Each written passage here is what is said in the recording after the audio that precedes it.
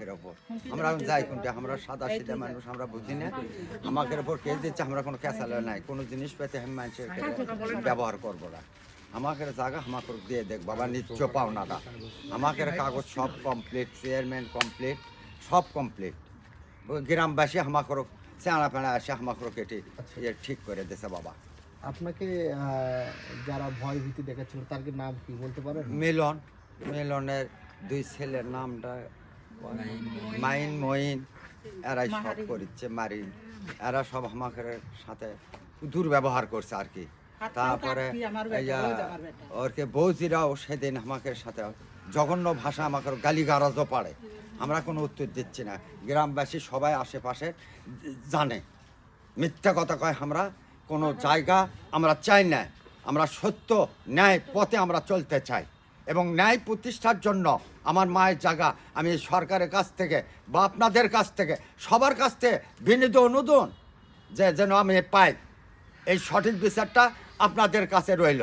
পরে যে আপনি যে অভিযোগ করতেছেন যে ওরা মিথ্যা মামলা করে আপনাকে হয়রানি করছে, এই যাবত পর্যন্ত কতগুলো মামলা আপনাদের উপর? আমাদের ওপর করছে এখন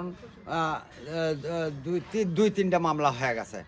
তারপরে থানার থেকে লোক আসছিল, তারা আসে কয় যে এটা সেটা কয়, তা মুখ খারাপও করছে। তা আমরা কিছু বলিনি, না বলে আমি অনুরোধ করছি যে আমি মুরব্বী মানুষ, আমার গালি গালাজ পারিস না বাবা।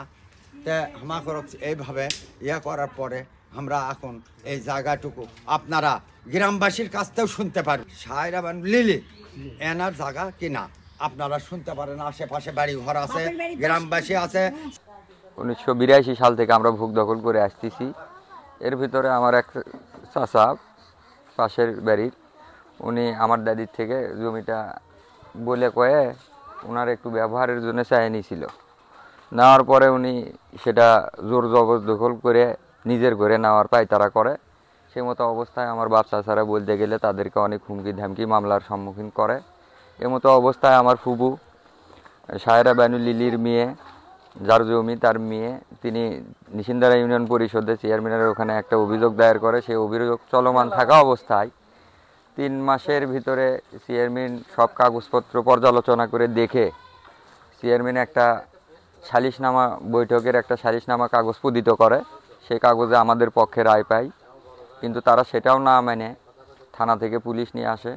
তখন অনেক রাগারাগি বা উত্তেজনা শুরু হয়। এলাকার লোকজন তাদের প্রতি ক্ষিপ্ত হয়ে, এলাকার যুবকেরা তাদের প্রতি ক্ষিপ্ত হয়ে আমাদের জায়গা আমাদের সঙ্গে থেকে আমাদের দখল করে, যেটুকু জায়গা দখল ছিল না সেটুকু পর্যন্ত দখল করে ওই সামনের এই সাইড থেকে ডান সাইডের ওই পাশ পর্যন্ত এবং ডান সাইডের এদিক পর্যন্ত এদিকে, এবং সামনে এখানে আমার দাদির একটা মাটির ঘর ছিল, সেই ঘর সহ তিনি সেখান থেকে সামনের দিকে ওই বাড়ির সামনে পর্যন্ত এসব আমার দখল করে দেয়। আমার এলাকার যুবকেরা তারা বলে যে তোমার রায় দিয়ে দিছে, তুমি তোমার রায় অনুযায়ী কাজকর্ম করো। ওই জায়গা হলো আমার মায়ের। আমার মা 10 বারপুর থেকে টাকা নিয়ে এসে ওই জায়গা আমার মাও আমার দাদার থেকে আমার দাদির থেকে কিনে নিছে, নিয়ে সেই জায়গা আর একটা মহিলা মিলনের কাছে বেচছে। আমার মায়ের সাইন নাই নাই নাই, কোনো জায়গা তো আমার মায়ের সাইন নাই, কে আমাকেও সাইন নাই। এখন আমরা দখলও চাচ্ছি, যুবক চাঁড়া পেঁড়ারা আসে, সবাই এসে আমাকে দখলে দিয়েছে। আমরা চৌকির উপর বসে এলাকার ছেলেপেলেরা এসে আমাকে দখল করছে।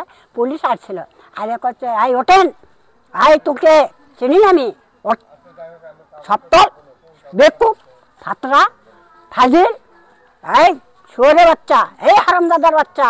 আমার ছোট ভাই কয় কি তোর ঘাট ধরবো, তখন আমার বোন তুই ঘর ধরবো ইয়ে, তখন আমার বোন করছে বান। আমি কথা পত্রিকায় চাকরি করছি, এই জায়গা আমাদের, এই জায়গা এবং চেয়ারম্যান রায় দিচ্ছে আমাদের।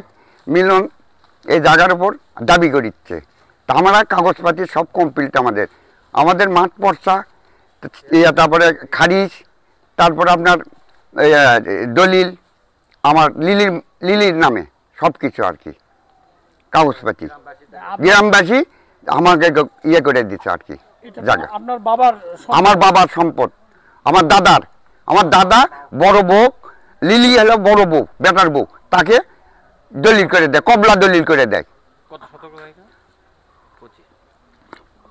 24-25 শতক জায়গা। আমরা কি এই জায়গা কি জোর করে দখল করতেছি? না না, জোর না, জোর করে কর্ম কেন? এই ব্যাপারে কোথাও অভিযোগ? না না না, আমরা কোনো প্রকার কারোর সাথে আমরা ঝগড়াঝাটির মধ্যে নাই, আমরা কোনো প্রকার কেচাল করবো। মিলন কিভাবে এই বাড়ির মধ্যে ঢুকছিল? মিলন ওই আপনার সাংবাদিক বলে কিবা কিবা বলে আছে, চাই আর কি ইয়া করে লিখছে বাড়ি করার সময়।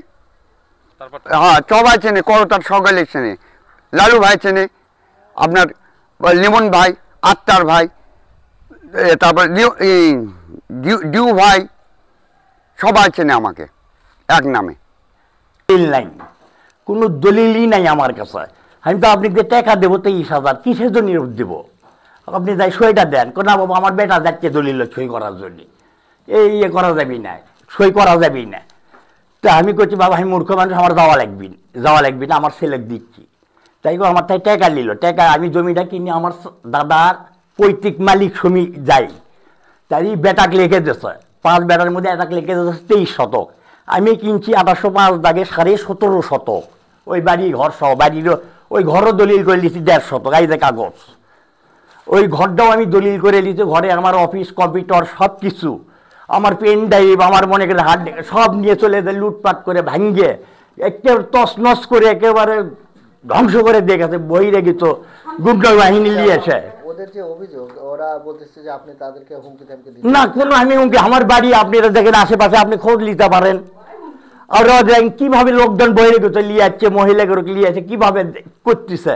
আমি ভদ্রলোক, আমার 2টা ছেলে লেখাপড়া করে, আজিজুল হক কলেজে একটা সার সুলতান নেয়, আমি একটা মিডিয়ার লোক, আমি একটা ক্যামেরা পার্সন।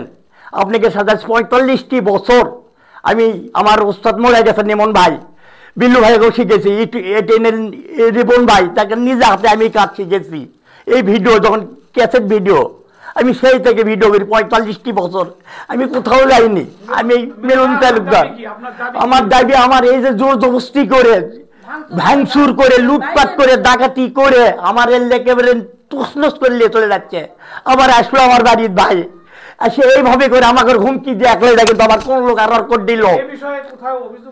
আমার থানায় আছে, আমার কোঠি আছে, আমার সবকিছু আছে, ডকুমেন্ট আছে, আপনি করুন দেখেন আমার ডকুমেন্ট আছে। আমি ডকুমেন্ট ছাড়া আমি থানাতেই যাচ্ছি। আমার জমি আছে ইয়ে করে আছে, অত্যাচার করেছে, সরে দিবে চাচ্ছি ওর করে। এই আমার তো অরাজন না থাকে, এটি অরাজন কোর্টে পাই আমি ছাড়িয়ে দেব, সম্পত্তি আমি ছাড়িয়ে দেবো, আল্লাহর কসম করে বলতেছি। এই সম্পত্তি আমার বাপ দাদার সম্পত্তি, পৈতৃক সম্পত্তি, আমার কিনা সম্পত্তি, তার মধ্যে আবার ওয়াক্ফ আমার বাপ দাদারা করে গেছে স্যার।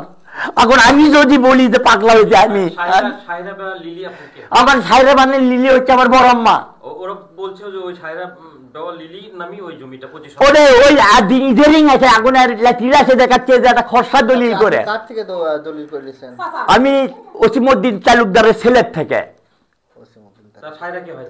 সাইরা তার ভাবি হচ্ছে, তার ভাবি হচ্ছে তার। আমি তাতে সম্পত্তি করলাম, তারপরও বললাম যে বর্মা আপনি যদি কোনো কাগজ দলিল করলে থাকেন আমাকে দেন, আমি সে দেখান, তাহলে আপনি যে টাকাটা দিব, কি জন্য দিব টাকাটা? কই বাবা আমি খালি একটা মাঠ পয়সা করে তুই বাবা, জামাই থেকে বাবা দোয়া করি, তুই আমার সোল, তোর টাকা দেয় আমি চলি।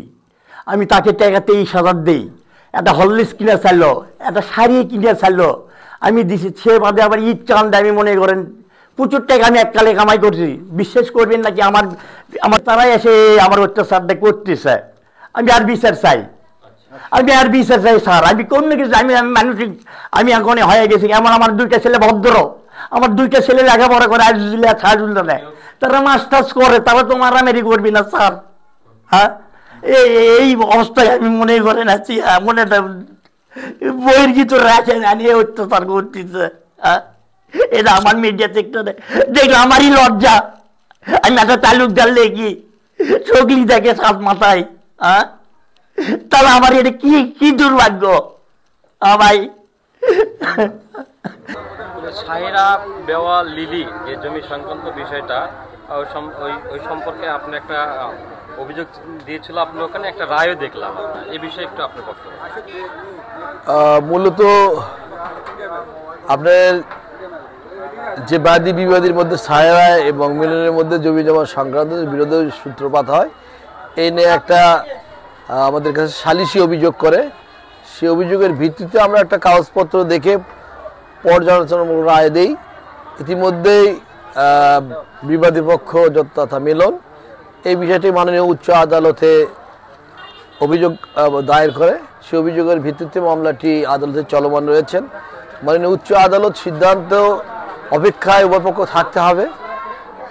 আদালত যে সিদ্ধান্ত দেবে সেই সিদ্ধান্তকে সামনে নিয়ে বাস্তবায়ন করতে হবে এবং আইনি প্রক্রিয়ার মাধ্যমে এটা সমাধান হোক, এটা আমরা বলতে চাই। পাশাপাশি আমার পর্যালোচনামূলক যে বিষয়টা সুস্পষ্টভাবে আমি সামনে নিয়ে এসে সেটা হলো আইন শৃঙ্খলা সহ যাবতীয় বিষয়গুলো যাতে উভয় পক্ষ এখানে সম্প্রীতি বজায় রাখে, সৌহার্দ্যপূর্ণ পরিবেশে থাকে, এটাকে আমরা অত্যন্ত প্রাধান্য দিয়ে এই বিষয়টা আমার নিষ্পত্তির মধ্যে রায় প্রকাশ করেছি এবং সেক্ষেত্রে উভয় পক্ষ সম্মতি ক্রমেই এটা তারা ওই জায়গাটুকু কোনো মানে হানাহানি বলেন এবং কোনো এই বিষয় নিয়ে এই জায়গার সংক্রান্ত বিষয়ে জটিলতা সৃষ্টি করবে না, আইন শৃঙ্খলা কোনো অবনতি ঘটাবে বলে আমাকে আশ্বস্ত করেছে।